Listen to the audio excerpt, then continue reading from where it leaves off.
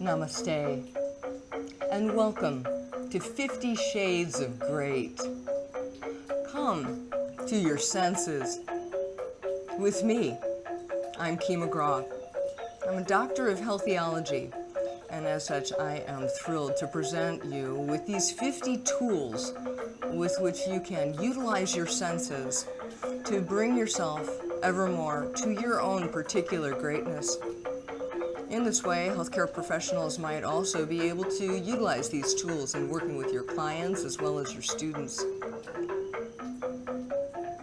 You are welcome to continuing education hours for your time spent here, and for those healthcare professionals who are interested in receiving a certificate of completion for the efforts that you're about to make, stay tuned for further details online. Water, root.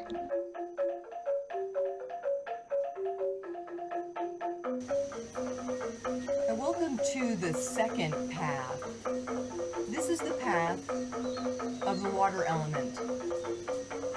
As we come to this moment, as we shift into the focus of utilizing the second path, the path of the second chakra, and the way in which we might ground through its sense, we have an awareness that this sense in the second chakra is the sense of taste.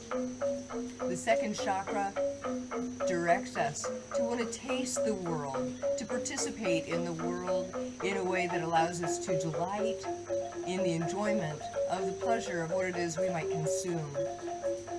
The second chakra is most often associated with sex and sexuality, as well as creative pursuits, and as such, we can feel the way that our particular hunger is what drives us to eat what it is that we do, whether that's through creativity, through sexuality, or through the actual consumption of foods and liquids. It's in this way that we bear well in mind the old adage that we do well to drink our food and to eat our drink. And this is a reference to the need to process the food in the mouth well so that we're able to turn food into liquid before we drink it. This old adage is also a way to inform us of the need to even slow down when we drink, to process through the mouth what we take in as liquid by simply chewing it a few times as you might otherwise food. So in these ways, we start to have an awareness that food is a part of the liquid environment inside our body and being once we make it so. And as such, when we think about grounding ourselves most completely in the way of the second path, we think about utilizing the sense of smell as it is related to the sense of taste. In this way, the sense of smell can help us to ground ever more completely in the first chakra, even as we use the watery element of the second chakra. And so in this way, we could again revisit the use of the bath or the shower as we did in the first path of the earth. And yet for today's purposes, in addition to putting essential oil in the water of your bath or essential oil in the water for your showering, we want to explore the possibility of putting just the right kind of essential oil in water for your purpose of drinking.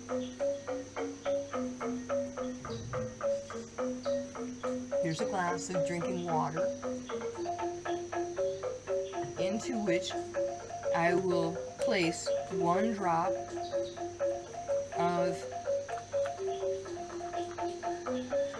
sandalwood oil for the first chakra. I also might have chosen any other first chakra oil, or truly any other oil entirely that is able to be ingested.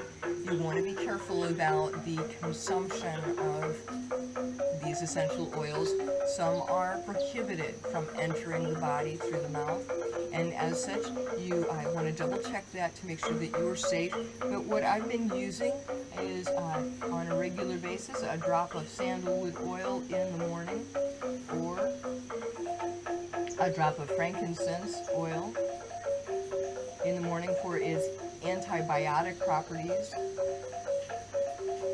And with that, with one drop entering, then I'm able to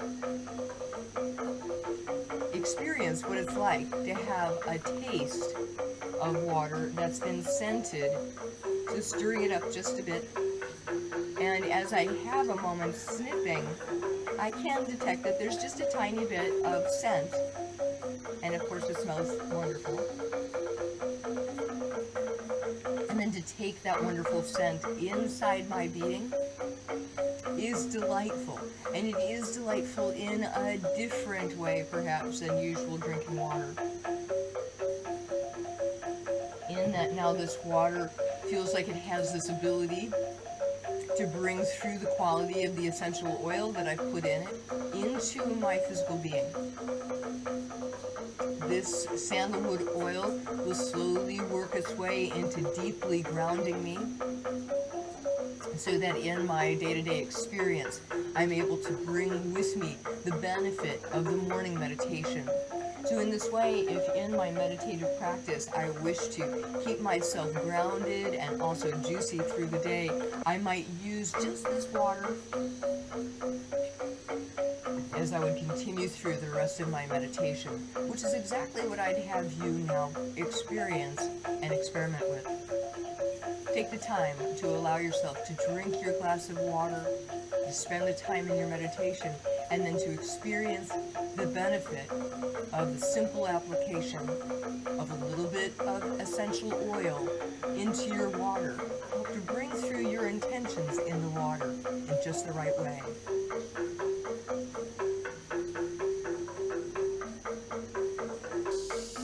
And now allow yourself to rest onto your back, lying down.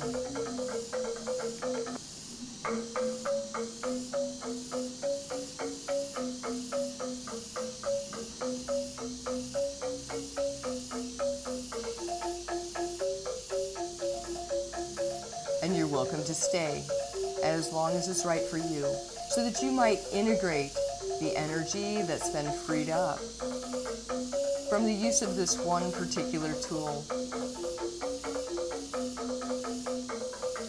And once you've concluded, allow yourself to come back up into the vertical position. Pause to notice the changes that have taken place in your body, mind, and spirit. And as you do so, join me as we offer our voices in gratitude to the path. Inhaling.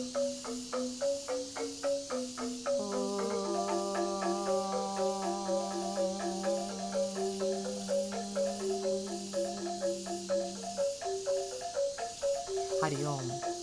Shanti, Shanti, Shanti. Let's be with the peace that's deep within. Joy Bhagwan. And Namaste.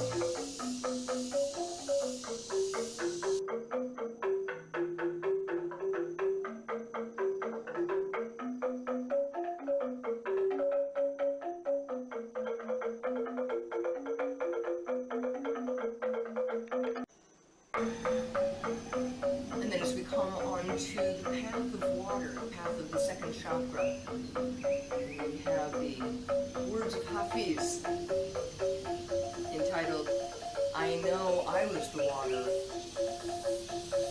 Who can believe the divine kindness of God? Who can comprehend what happens when separation ends? For now, because of my union with reality, now, whenever I hear a story of one of his prophets having come into this world, I know I was a tree that stood near, leaned down and took notes. I know I was the earth that measured the infinite arch in his feet. I know I was the water. I know I was the food and water that nourished him, that went into our beloved's mouth. Pilgrim, if it is your wish, you will someday see you sat inside of Hafiz. And it was with the lyre you gave me we sang of truth and sublime intimacy. I know I was the water that quenched